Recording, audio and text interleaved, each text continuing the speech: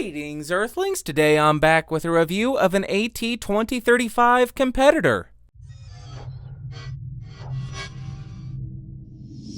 So today we are looking at this guy, the Lewitt LCT240 Pro. If you are interested in picking this microphone up, it'll set you back around $150. Like always, I'll throw some links down below. And for this review, I have the microphone connected directly to the 18i20 with the 48 volts phantom power turned on and the gain set just above 12 o'clock. I will of course not do any kind of post-processing, but I may boost it in post, so check the doobly-doo to see what I diddly did. Now let's talk about what comes in the box. So close. First, you will get this zippered leatherette transport bag. Of course, you will get the microphone. You'll get a microphone mount, which does have a 5/8 to 3/8 inch adapter, a foam windscreen, some paperwork, and one of these rubberized Livestrong type bracelets. Next up, as far as the build quality, the microphone feels really well put together. It has an all-metal construction and a dual-layer metal mesh grille. As we move around the microphone, you will see that there are no buttons, no switches, no nothing, but on the bottom you will find the XLR port. Then, as far as the specs, this thing has a cardioid polar pattern, a frequency response of 20 Hz to 20 kHz, a sensitivity of around -35.5 decibels, a max SPL of 142 dB, a self-noise of 19 dBA, an impedance of 100 ohms, and a phantom power requirement of plus 48 volts. Now I'm moving around the LCT240 to show you what the off-axis rejection and coloration is. We will continue moving around to 180 degrees, show you what it sounds like here, continuing around the microphone to the second 90-degree angle, and then we will rotate and end at the front. Now let's see how the provided mount does at rejecting bumps of the desk, as well as bumps of the boom arm. Right now, I'm speaking into the LCT240 Pro without the provided foam windscreen, and this is how the audio is sounding. And now I've thrown on the provided foam windscreen, and you can hear that it dampens down quite a bit of the higher frequencies, but this is how the sound compares. Now let's go ahead and test the plosives, so please bring pizza pronto, please bring pizza pronto, please bring pizza pronto. And let's see what the provided windscreen does for plosives as well. Please bring pizza pronto. Please bring pizza pronto. Please bring pizza pronto. Please bring pizza pronto. Now I'm right on top of the microphone to show you the proximity effect of this thing. About 3 inches off of the microphone with it pointed at the corner of my mouth, and this is how it's sounding. About 1 foot away from the microphone, 2 feet away from the microphone, and about 4 feet away from the microphone. Now I am typing on a keyboard with Cherry MX Blues to see how much of my voice versus how much of the keyboard it picks up. And for you elite gamers, now I'm typing on the DAWs keys. Now because this microphone is at the exact same price point as the AT2035, I want to do a very quick comparison between the two. So right now I am speaking into the LCT240 Pro at a couple of inches away, and this is how the audio is sounding. And now I'm speaking into the AT2035 at the exact same distance with the exact same gain settings, and this is how the sound compares.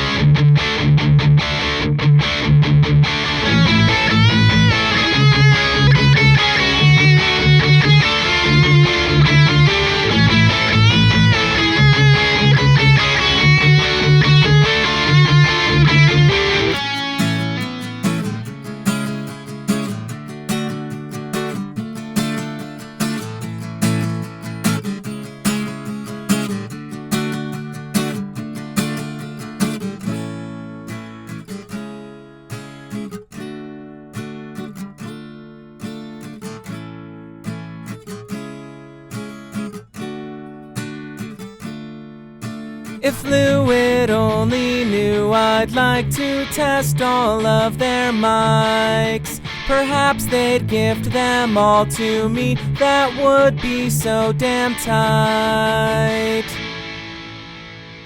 Honestly, send them on over. At this point, I'm just begging. It really is getting frickin' pathetic. Alright, gamers. This is a very detailed and very bright microphone that I think benefits quite a lot from having the foam windscreen on it. And first up, in terms of pros, the microphone is very affordable, coming in at $150, making it a very compelling entry-level option. It also, as I just mentioned, has a very detailed and clear sound, and I rather like the accessories that come with it. But then in terms of cons, I found the microphone to be a little bit leaning towards the sibilant side, and I also hear a little bit of graininess or grittiness in the upper frequencies. And lastly, the self-noise of around 19 dBA is a little bit higher than I would personally prefer. And now as far as my overall thoughts on the electric guitar, I just wasn't too keen on it. The lower frequencies just seemed a little bit loose or muddy and not tight or punchy, which is what I prefer.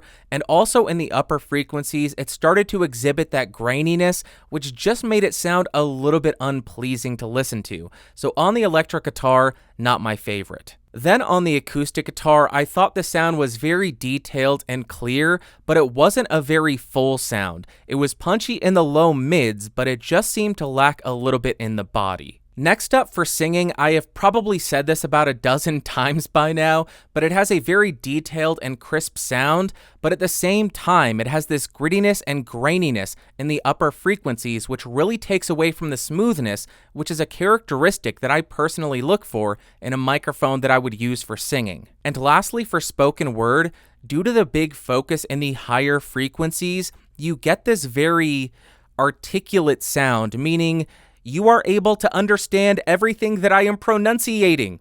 It makes it very easy to understand what you're saying. And finally, would I recommend this microphone? Honestly, it kind of depends. At $150, the AT2035 is likely the most popular condenser microphone, and you're getting a completely different sound with the LCT240. The 2035 is more of a mid-focused microphone with a little bit more of a warmer tone.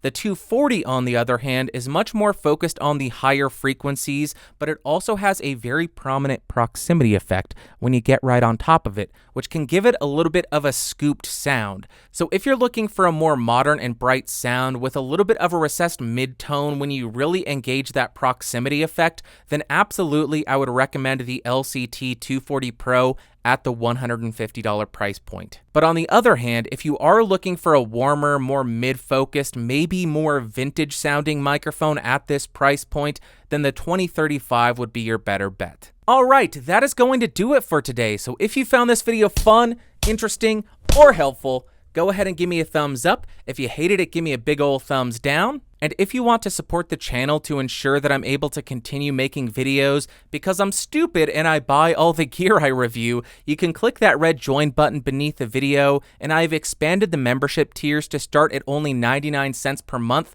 And if you want to be one of these amazing supporters listed over here, that starts at $5 per month. If you want to hang out in the Discord server, I'll throw a link in the description, and I will see you all next time. Thanks for watching. Thanks for listening. Bye.